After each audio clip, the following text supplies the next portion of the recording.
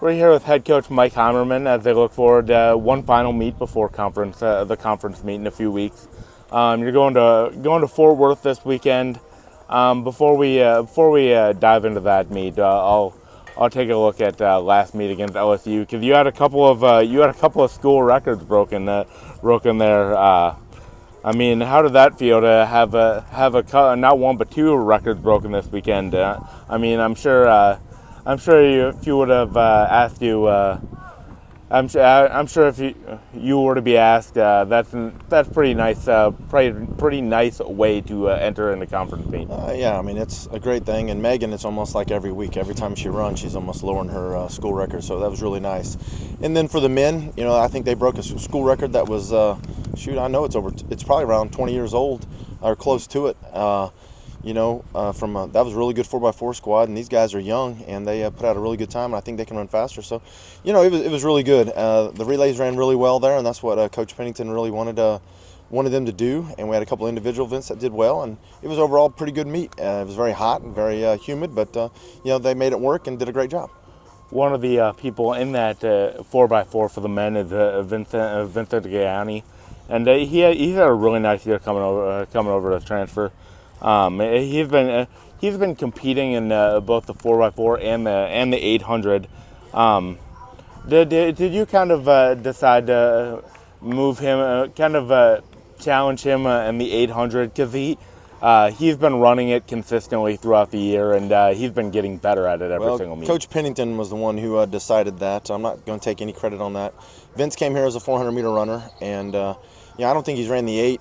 I think he's only ran it twice for us this year, and he ran it maybe 6 years ago or something like that.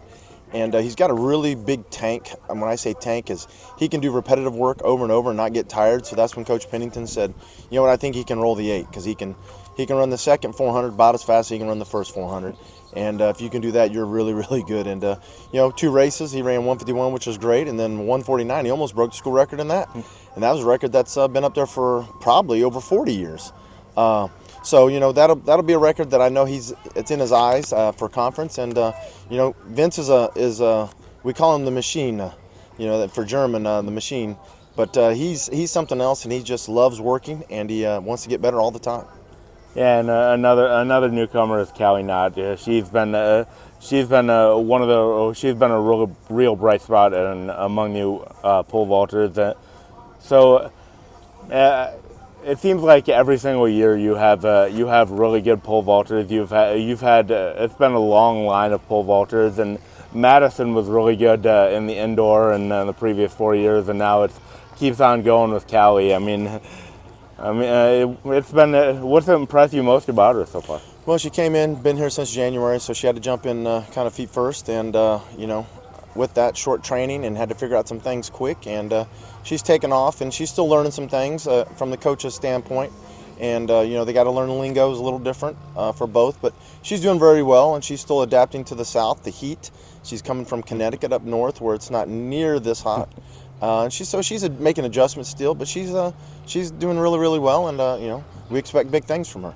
Maybe, and are there any people maybe you haven't mentioned in the past who are really impressing you? Maybe not at the top, but they're continuously getting PRs and impressing every meet. There's quite a few, on both men's and women's side. I hate name dropping because I'm going to leave some of them off. But, on the women, we've introduced 400 hurdles to a couple new girls this year, and they've done very, very well with Raven, Simone Jarrett, Kalia Anderson, which she loves going by Skinny, but she's got a beautiful name with Kalia, so I love saying Kalia. And then Celeste Gray, who's transferred in. Those girls have all taken off with that. And who has probably done a really, really good job and gets overshadowed because of the 400-meter group is so deep, is a bright little freshman, Jayla Mason.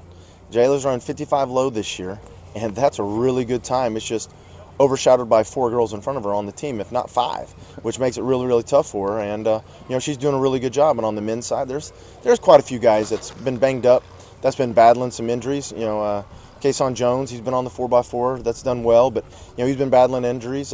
Seth Smith's done really well this year, just not getting a lot of credit. He's been battling ankle injuries in the discus, and there's a couple other guys, but so there's quite a few kids. We're pretty talented across the board, and it's just hard to get all of them in the quotes sometime.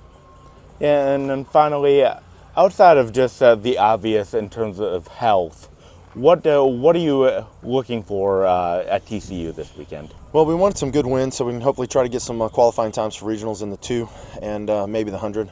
We're looking for some wins. We didn't run that stuff at LSU because we knew we weren't going to have favorable winds, and we went to run the 4x4, and the oval races, which we did quite well on. So this week we're going to focus on the 1 and 2, and hopefully some throws and some jumps. We'll get a little bit of favorable wins and get some big marks, and see if we can qualify some more kids to regionals. Okay, thank you, Coach. Thank you.